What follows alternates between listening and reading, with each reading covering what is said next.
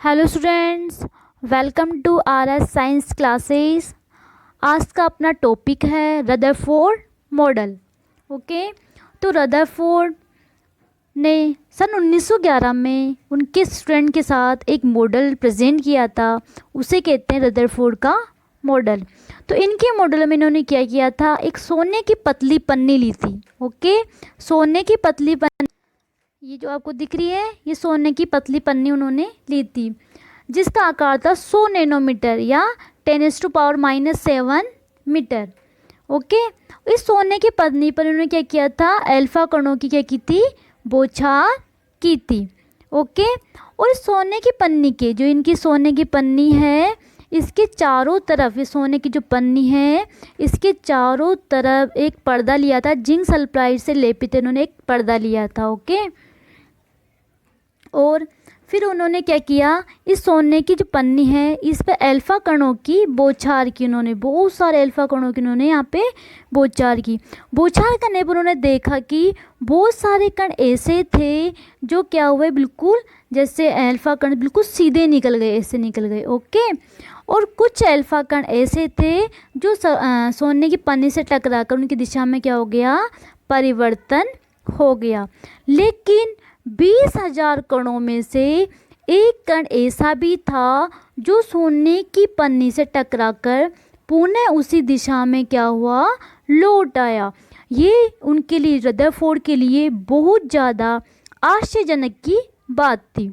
उन्होंने देखा कि ऐसा क्यों, क्या हुआ कि ये कण पुनः इसी दिशा में वापस लौट आया।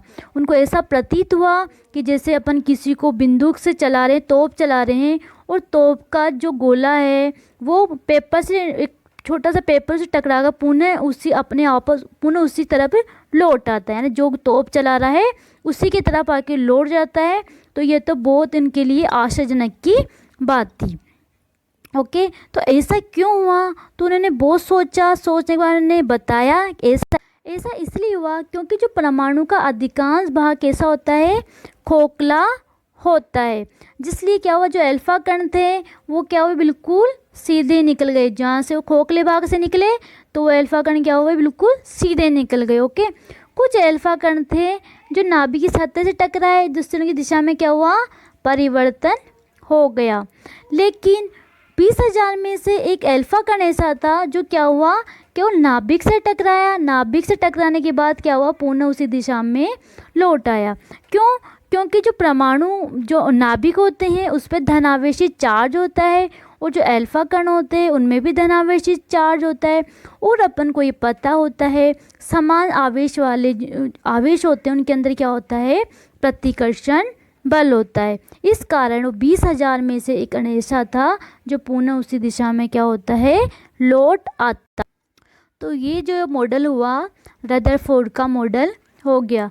लेकिन इस मॉडल के अंदर भी कुछ कमियां रही। इनकी मॉडल की क्या कमी थी, इनकी मॉडल की कमी ये रही कि परमाणु की स्थायित्व की क्या हुए, व्याख्या स्पष्ट रूप से नहीं कर पाए। ओके, और इसकी एक कमी ये भी रही कि परमाणु की इलेक्ट्रॉन की जो संरचना थी उसको भी ये स्पष्ट नहीं कर पाए थे। इसलिए इस मॉडल को भी नकार दिया गया। इसके बाद जो नेक्स्ट मॉडल आया था वो नील्स बोर का मॉडल आया था। ओके, आज की क्लास यहीं पे कंप्लीट होती है। Okay, thank you.